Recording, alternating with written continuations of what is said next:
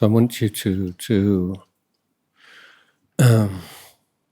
avoid looking at meditation as a kind of a win or lose kind of scenario. You know, you have a good meditation or a bad meditation. If you're peaceful and you're good at it, if you're not peaceful, you're bad at it. Those are very worldly, unhelpful ways of looking at meditation. What I'd like to suggest is you consider it a training of the mind, an education of the mind, an exploration of the mind. So if we use a word like inner peace, what does that mean? Well, unless you've meditated over a long period of time, or unless you have some considerable parami, then you don't really know. You have ideas about it, and probably your idea of peace is a kind of special kind of relaxation, but that's not what it is. So although nobody who has not yet experienced this inner peace can know beforehand what it feels like, what we can know is all the things in our mind which are not peace. So everyone, you meditated for just a few minutes in your life or a few hours in your life, then you're able to identify things which are not peaceful. So the most useful simile here is of Michelangelo's horse. So Michelangelo sculpted a magnificent horse, very lifelike. It still exists today, I think. And when someone asked him, how on earth could you create such a magnificent, lifelike horse from a lump of stone? And Michelangelo is said to have replied that he didn't do that. He didn't sculpt a horse. He just chipped away all the rock, all the stone that wasn't the horse. So the simile here is that we don't know what peace is, but we can realize peace,ความสงบ or samadhi, by identifying and letting go of everything which is not peace. So we put our attention on a very simple object, because one of the key strategies for developing meditation is simplification. Simplify your life, simplify your mind. Get rid of all the excess, the unnecessary, the toxic.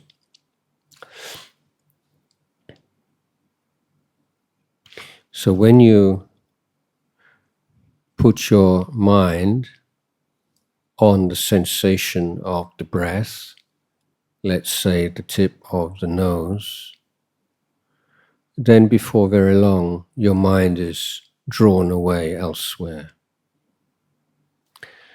And this is how you find out exactly how your mind works, or what your mind's obsessions are. You might have all these kind of ideas, I'm this kind of person, I'm that kind of person, but it's only when you meditate that you really find out exactly what's going on in your mind most of the time. So it can be quite a sobering experience. But it's only through revealing the negative mental states that obstruct peace that you can realize peace or samadhi. You can't just bypass these things. You have to be able to see them clearly for what they are. And meditation is the best possible tool for doing this.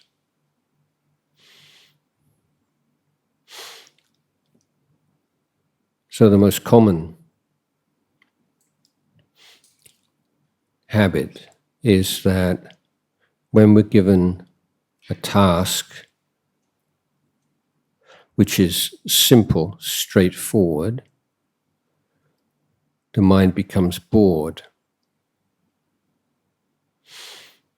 And the moment boredom arises, the habit is to seek something interesting, fascinating, enjoyable. So there's a movement from the task, here task being to sustain awareness on the breath. There's a moment of boredom, and your mind grasps onto that moment of boredom and seeks for something interesting or enjoyable. And it may be some memory, a memory of something pleasant, be a memory of food, a memory of some game, some enjoyment, something that you enjoyed or you do enjoy in the present. So here you're learning something very important, that your mind tends to move away from any task when it feels boredom. So in other words, boredom has so much power over your mind. It's incredible how powerful boredom is. People will do almost anything to avoid feeling bored. And the moment that boredom arises, the mind seeks to escape from it, get rid of it as quickly as possible.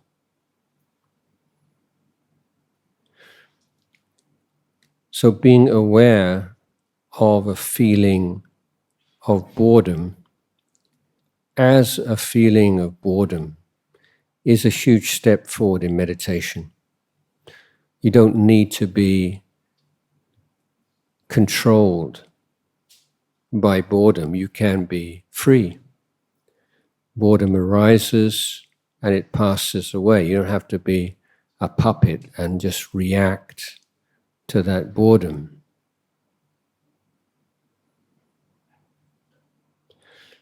So this is a tendency we have. When we have some work, we're not enjoying it, we're bored by it, we don't feel fulfilled by it, we seek escape into sensual pleasure or the memory or anticipation of sensual pleasure. A second tendency is for the mind to slip into negative thinking. We have store of grievances, things people we don't like, and the mind finds some perverse pleasure in just like gnawing at a bone, like a dog gnaws at a bone. You sort of gnaw at this thing somebody did or thing somebody said or something you don't like or some fault in something. And your mind just goes to that over and over and over again. It's an obsession, but it's an addictive obsession for some people. So you can see that does your mind do that? when you're meditating? Does your mind go more to the memory and anticipation of pleasant things, or does it slide into negativity? Third common habit is when you have a task, you have work to do. In this case, your work is the work of awareness. If you lose your interest, become bored, then the mind will just become dull and you even fall asleep. So you see this very much on planes and buses and trains. If people don't have anything to eat or anything to watch or read, then they usually just fall asleep because they have no kind of inner resource. The whole vitality is bound up with stimulation from outside, but there's no inner energy. The whole energy is bound up with what it can draw from outside. So in meditation, where you cut off access to stimulation from outside, then it's very common to fall asleep or to go into this very dull mental state. So this again, it's important to observe that in yourself and that tendency and habit in yourself just to switch off when there's nothing interesting going on. And how that reveals the lack of inner resource that you need to develop. The fourth is hindrances. We call nivarna, nivarana or nivarna. In English, hindrances is mental agitation, monkey mind. The mind running all over the place, here and there and everywhere. Not thinking about a specific topic, but just chasing around all over the place. It's like crazy mind. And this happens when you put pressure on the mind, where you don't let the mind follow its usual habits. This can happen also. Your mind just reacts and just goes crazy, just rushing around all over the place. And then lastly, it's the hindrance, nivarana, nivarna of doubt. That's why, what is this really worth the time and the effort? Maybe it's not for me, or I should do something. So having all these doubts about what you're doing. So doubt is not in itself a problem.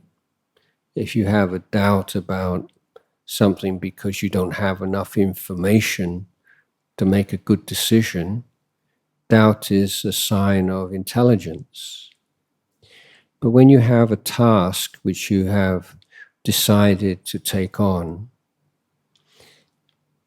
then it's going back and over the same ground is something that just ties the mind into knots and is a very serious hindrance to meditation. So we want to meditate, then we have to learn, we have to experience, we have to investigate the hindrances to meditation. And in the initial stages of meditation, these are 5 in number. The tendency of the mind just to want to go off and dwell in memories and imagination about things we like, or to chew on that bone, that dry bone of aversion and things and people we don't like, and the faults and the shortcomings of this person and that place and so on. Or the mind becomes dull and sleepy, or it becomes agitated, or it becomes full of doubts. So when we have an object, the breath, then these habits, these hindrances become apparent in our mind. And meditation is learning how to take care of the mind so that the hindrances cannot arise in the first place, but failing that, learning skillful means to let go of these hindrances. These hindrances don't only occur during meditation, they occur throughout your life. But it's very difficult to recognize them in daily life because there's so much going on. But in formal meditation, we simplify. We're not communicating, we're not talking, we're not looking at our phones, we're not doing this and speaking with that person. We're just here, just looking at the mind in a quiet, supportive atmosphere. So it's like looking in a microscope. We're looking at the mind through a microscope, being able to see all the things which cause us suffering and prevent the mind from finding peace and wisdom. So keep coming back to the breath.